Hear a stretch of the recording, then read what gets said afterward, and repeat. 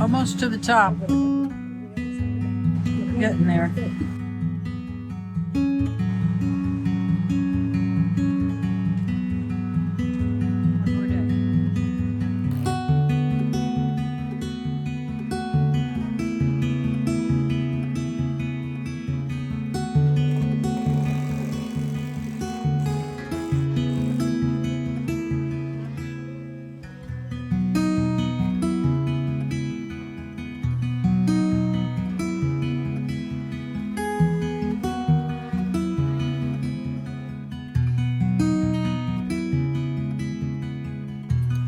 What is that stuff called, that blue stuff? Synthetic waterproofing for roofs. Synthetic waterproofing for roofs is going up.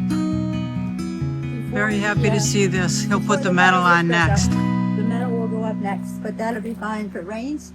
It'll cover the... But we're hoping he gets the metal on today regardless. And the half-inch plywood is not weatherproof. It's not pressure treated because it's too heavy for the roof. So, hi.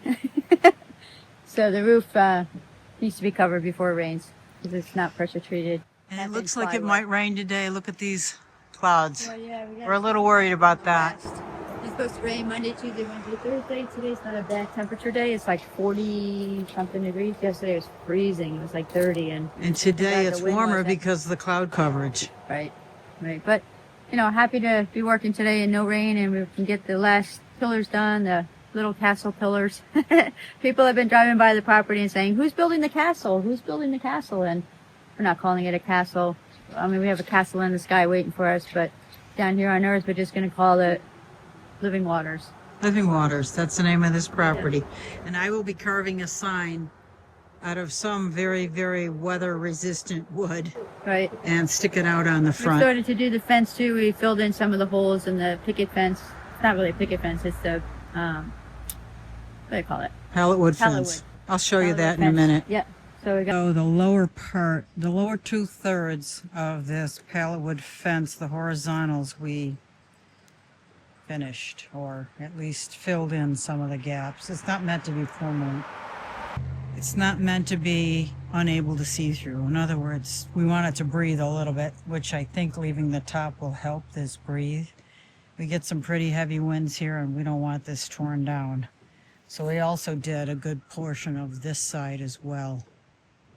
We just have the end to do down there, so we need more 40-inch pallet wood boards to fill in those gaps down there, but the majority of it is done. We also did, this is the entrance. Let me zoom out a little. It flags these two gate posts that we're doing the stones on. They looked like that, and we did this. So every other, well, the centers were the holes where we filled it in. It kind of looks like board and batten, which is similar to what we're doing in the house. So we have a few more pallets to do that too. So we got to get more 48-inch pallets. Probably do the same thing on this part over here and all of that.